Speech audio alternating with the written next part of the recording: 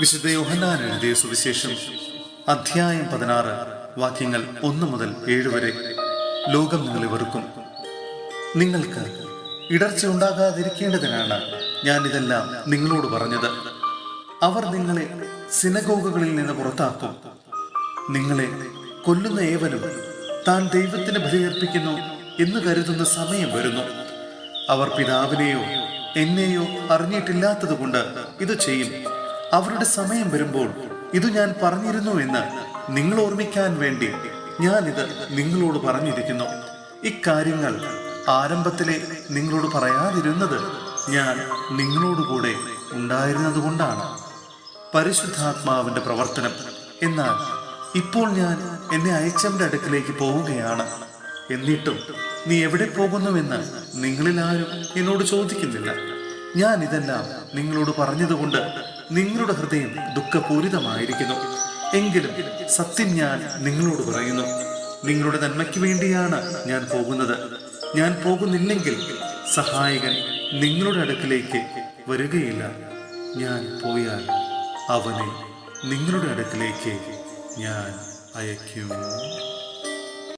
സഹോദരരെ, വിശുദ്ധ പൗലോസ്ലീഹ തെസ്സലോനിക്കായിലെ സഭയ്ക്ക് എഴുതിയ 2-ാം ലേഖനം അധ്യായം 1 വാക്യങ്ങൾ 3 മുതൽ 10 വരെ.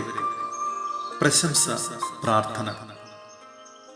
നിങ്ങളുടെ വിശ്വാസം സമൃദ്ധമായി വളരുകയും നിങ്ങളേവരുടെയും പരസ്പര സ്നേഹം വർദ്ധിച്ചു വരികയും ചെയ്യുന്നതിനാൽ സഹോദരരെ, നിങ്ങൾക്ക് വേണ്ടി എപ്പോഴും ദൈവത്തിന് ഉചിതമാം വിധം നന്ദി പറയാൻ ഞങ്ങൾ കടപ്പെട്ടിരിക്കുന്നു. അതിനാൽ നിങ്ങളിപ്പോൾ സഹിച്ചുകൊണ്ടിരിക്കുന്ന എല്ലാ പീഡകളിലും ദുരിതങ്ങളിലും നിങ്ങൾ പ്രകടിപ്പിക്കുന്ന സ്ഥൈര്യത്തെയും വിശ്വാസത്തെയും കുറിച്ച് ദൈവത്തിന്റെ സഭകളിൽ വെച്ച് ഞങ്ങൾ തന്നെ അഭിമാനിക്കാറുണ്ട്. ദൈവരാജ്യത്തിന് വേണ്ടിയാണല്ലോ നിങ്ങൾ കഷ്ടപ്പാടുകൾ സഹിക്കുന്നത്. ആ ദൈവരാജ്യത്തിന് നിങ്ങൾ അർഹരാക്കപ്പെടണമെന്ന ദൈവത്തിന്റെ നീതിപൂർവകമായ നിശ്ചയത്തിനുള്ള തെളിവാണിവയെല്ലാം. കർത്താവായ യേശു തന്റെ ശക്തരായ ദൂതന്മാരോടുകൂടെ അഗ്നിജ്വാലകളുടെ മധ്യേ സ്വർഗത്തിൽ നിന്ന് പ്രത്യക്ഷപ്പെടുമ്പോൾ നിങ്ങളെ പീഡിപ്പിക്കുന്നവരോട് പ്രതികാരം ചെയ്യുക എന്നതും യാതനകൾക്കിരയായ നിങ്ങൾക്ക് ഞങ്ങളോടൊപ്പം സമാശ്വാസം നൽകുക എന്നതും ദൈവത്തിന്റെ നീതിയാണ്. അപ്പോൾ അവൻ ദൈവത്തെക്കുറിച്ച് അജ്ഞത പുലർത്തുന്നവർക്കും നമ്മുടെ കർത്താവായ യേശുക്രിസ്തുവിന്റെ സുവിശേഷം അനുസരിക്കാത്തവർക്കും എതിരായി പ്രതികാരം ചെയ്യും.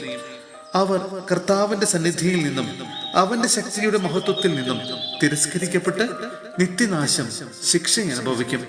കർത്താവ് തന്റെ വിശുദ്ധരിൽ മഹത്വപ്പെടുന്നതിനും ഞങ്ങൾ നിങ്ങൾക്ക് നൽകിയ സാക്ഷ്യം മുഖേന വിശ്വാസികളായവരിലൂടെ കീർത്തിക്കപ്പെടുന്നതിനുമായി ആ ദിവസം അവൻ വരുമ്പോൾ ഇത് സംഭവിക്കും.